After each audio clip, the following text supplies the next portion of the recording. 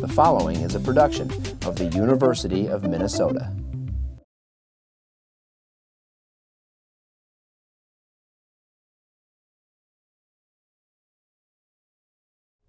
Then came World War II and the Cold War after that. And those were times when pressures for political conformity were very high, sometimes quite often conflicting with academic freedom. How did the Senate deal with those kinds of conflicts? Well, in the Second World War, unlike the First World War, there weren't the same kinds of pressures against, dissenters. Of course, there weren't that many dissenters in the Second World War, but there was some. There weren't, but the pressures didn't take the form of kind of attacking whole groups of people because who they were, but if there were, it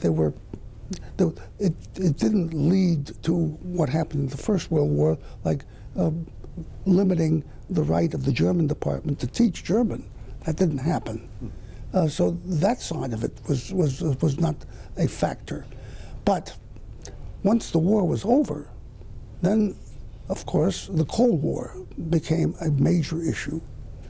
And the Cold War did generate a lot of hostility to certain segments of the academic community, those who had been excessively progressive in the 1930s. In the 1930s, we had a situation at the university which was quite, negative. Dean of Students, Dean Nicholson, had in fact arranged a whole series of spy networks to spy on faculty members and on students and to report to him. He was looking for subversives in the 30s. That would be anyone who was to the left of Herbert Hoover. He generated dossiers on faculty members whom he called kike commies and sent them to Ray P. Chase, a leading Republican politician who publicized this. He sent it to the vigilante groups and to Colonel McCormick of the Chicago Tribune. It led to one of the most vicious anti-Semitic and anti-popular campaigns, election campaigns in Minnesota's history, 1938. But on campus, it led to the repression of certain faculty members and certain students. This was reflected in the refusal of the administration to allow Harrison Salisbury to be editor of the Minnesota Daily, because he was one of the kike commies that were in Nicholson's list.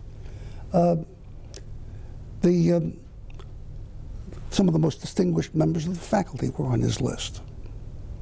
But they didn't know it, of course. Salisbury became one of the most eminent reporters for the New York Times. Editor, reporter, yes. Another famous journalist that was on his list was Arnie Severide. And leading faculty members on this list were Dean Fraser of the law school, Harold Deutsch, my colleague in the history department, and a few other people like that. Well, the Senate didn't do anything about that because the Senate didn't know about that, or at least those senators who knew about it were sympathetic to that kind of view, So that never came up. But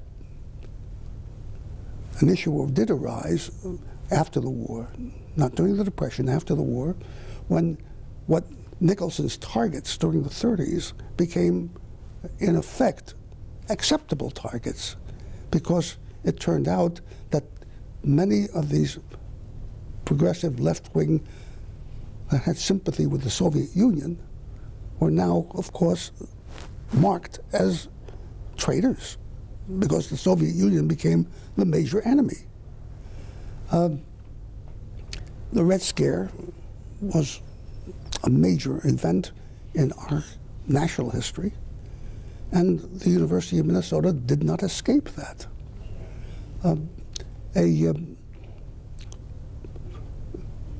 Assistant professor in philosophy, Forrest Wiggins, an African American, was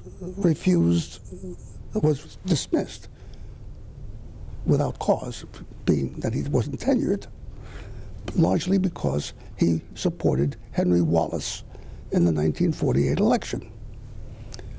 A number of physicists, including the brother of Robert Oppenheimer, Frank Oppenheimer, were fired from the university for cause.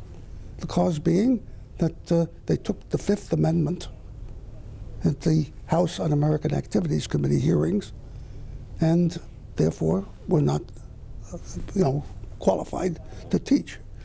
The repression was fairly strong and fairly effective.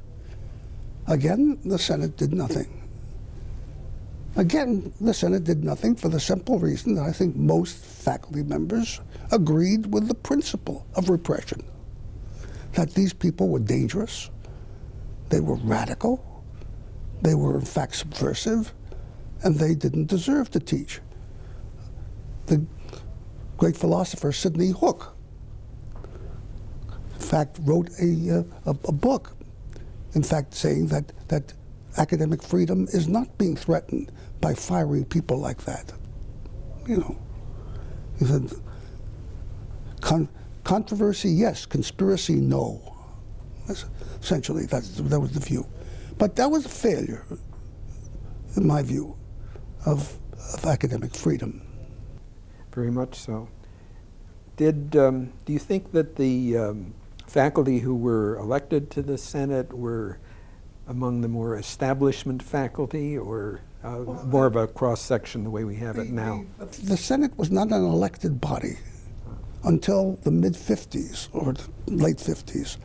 The Senate was, everyone who was a tenured member of the faculty was a member of the Senate. So everybody who was a tenured member of the faculty could go to Senate meetings and vote. It wasn't until the mid-50s that we became a representative body. And once we became a representative body, now your question is a valid one. Once it's a representative body, who ran for the Senate? Yes, establishment people mostly ran for the Senate. Dissidents were either afraid to run for the Senate or felt that it was kind of the politics of playing in the sandbox, that kind of thing. So they were not in the Senate. This changed, of course, I think, just about the time I got here to the university. That's about, I think, when things began to change, and began to change radically. And you were recruited here by Meredith Wilson, and I've heard that he was a staunch defender of academic freedom. Yes. Can you give us some examples of the kinds of issues he faced? President Wilson was the only president of the university that received the Alexander Michael John Award of the Civil Liberties Union for defense of civil liberties. That's quite an achievement. He got the award for something he did here at the university, which of course kind of epitomizes his attitude towards academic freedom. One of the most controversial members of the faculty in the 60s, 70s, into the 80s was Mulford Q. Sibley, professor of political science, a normative political scientist who dealt with political movements. In just about the time I arrived here in the early 60s, Professor Sibley both wrote in the Daily and professed openly a desire that students be more actively involved on discussions of issues of controversy. He said he would like to see student societies promoting free love, promoting communism with a small c, promoting things that are not really kind of popular, but controversial. A councilman from St. Paul by the name of Milton Rosen began a crusade to get Professor Sibley fired.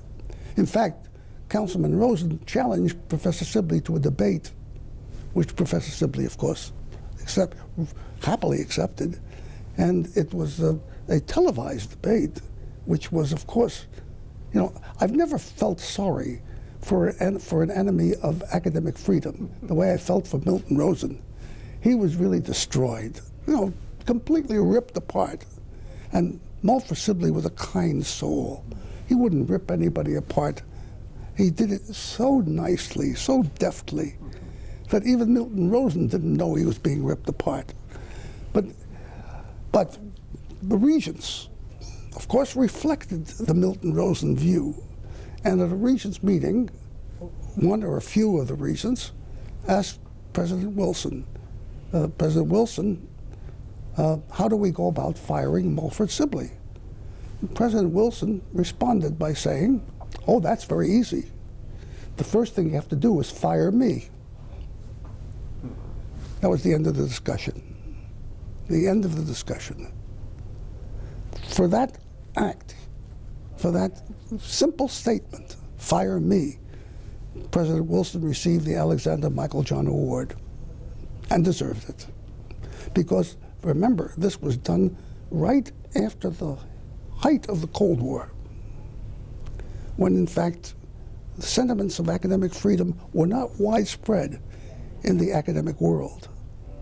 And Meredith Willson stood up for them, and was, of course, applauded in the Senate when he walked in at the first Senate meeting.